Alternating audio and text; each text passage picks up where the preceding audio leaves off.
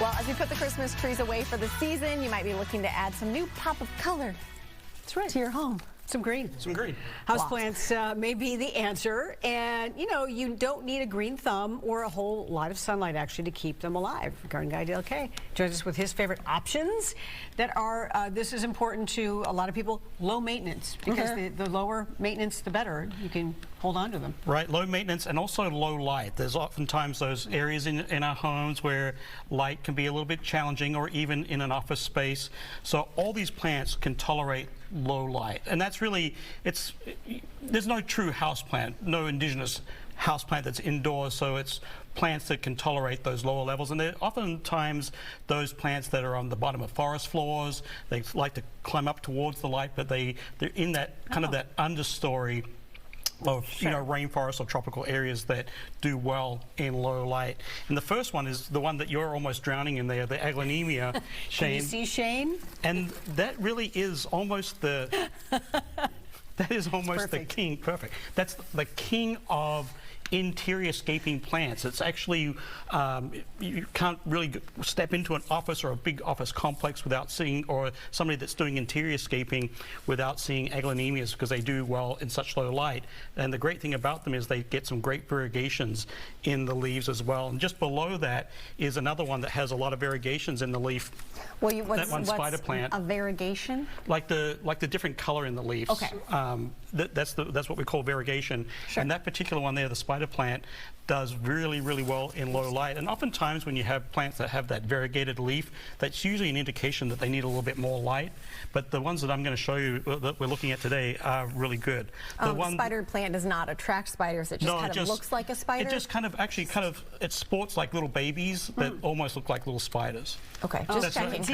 We're still recovering from Shayne's explanation of a wolf spider. Spider stories continue today. It does not attract spiders. Does not attract spiders. The one that we're looking at right there is a monstera. Actually, it's a newer variety. It's called Peru. It's kind of a really cool plant. The spiky one next door there doesn't have a lot of leaf structure there. So that makes it really good for a low light. That's ponytail palm. It's kind of a really nice, cool one. The next one that we'll look at is just regular green ivy, just regular Heterohelix ivy. Does great in shade and low light. If you've got that spot outside in your container garden that's really shaded, any of the ivies do really, really well. The next one we'll look at is that watermelon peperonia. It has a really cool leaf that looks a little bit like a watermelon. It does. So that's where it gets its common name from. But really, any of the peperonias will do quite nicely in a shaded spot, which is nice. Do any of these flower? The one that we're looking at, this bad boy here, right? The bromeliad right there tucked in there. Even though that's not the true flower, that red isn't the flower, it's a bract, much like a poinsettia leaf, I guess, that just turns color. They'll actually shoot out a really kind of a small yellow flower. I think there might be one just kind of starting to poke its head out right there. But that's a flowering one that will actually do quite well in low light as well. This one up here, Sansevieria, really a rock solid plant for low light. They're actually hard to kill. You've got to actually work at it. So low light, high light, no water, some water, they really do. It's going to be okay. What was that name again? Let's just blast that out. Sansevieria, mother-in-law's tongue. It's got a kind of a spiky tip to it. So hard to kill. Huh. Hurting mother-in-laws everywhere right now. Yeah, just breaking their hearts. Okay, let's talk about this one. Another great plant. So many different types of calatheas available right now. Kind of a in vogue plant, but that's also a great one for low light. Any of the ferns, really. This is kangaroo paw fern. There's fluffles here, and then bird's nest. Fluffles? Staghorn. It has that really kind of like a really curly, it has a very fluffy leaf to it, which is quite curly, fluffy. Staghorn, bird's nest, all those do really, really well for shaded spots. That's a type of fern too, as well? Yes. Oh, wow. Okay. Yep. It's a little bit more of a broad leaf fern, but really, really nice and fun. Another flowering plant that does really, really well in low light situations, it's just starting to bloom there, is Spathiphyllum or peace lily. And this is kind of one of those old-fashioned staples that really hard to kill. Excellent in low light if you've got a dark spot. Do you want to buy that before it's blooming, like the flower? Either or. Actually, I like to buy it when it's actually hard to get it to bloom. So if you want that flower, it's actually nice to buy it.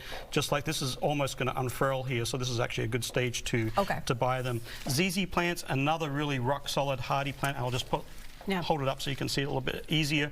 But this has kind of a water reservoir of a root system, really hard to kill. And again, it's one of those plants that does well in high light, low light. Really, it's almost indestructible. This one here, any of the pothos, are really good for a low light situation. They'll trail a little bit towards the sun, or they'll start to race towards light, but either way, whether they're just chasing the sun or working on just enjoying the shade, they're really good. Looking for a palm, the anther palms, they do quite nice. It's kind of a little Victorian, they call it like a little Victorian palm, quite nice. And then the Dracaena right here. And the great advantage of these plants is we're kind of just coming out of winter solstice. I think sunsets like at 4:45 or something like that. So we're really quite short on daylight. So this is why these plants, if you want to enjoy a little bit of greenery that are a little bit more adaptable maybe to our Minnesota climate, really fun to do. Now, part of having a good, healthy plant is keeping it clean. And a lot of people may not, you need to clean them, dust them, whatever. And why is that important? For instance, Well, you've got wipes here to clean your plant. Right, and either just a little plant wipe like this or just a damp cloth. My rule of thumb is when you dust at home, and whether you're dusting like me, which is almost like never, unless I can't see the TV anymore, or you're dusting once a week, if, you know, whatever you're doing, go ahead and just dust or just wipe your house plants as well, because those pores do get, you know, just our furnaces are running, and you just see it on our, you know, on anything black surfaces, there's just that dust that collects also on plant leaves. So they need to breathe just like we need to breathe.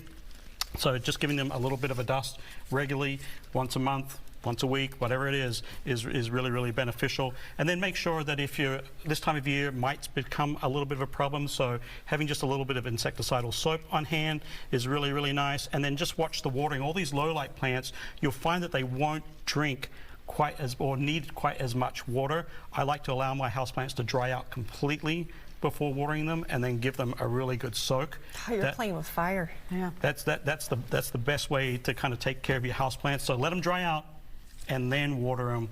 That way you won't overwater, because sometimes overwatering can be just as detrimental to plants as underwater. Okay, good to know. Good to know. Let it dry out. It's so hard, Dale. you, I just Dale. overlove all my plants.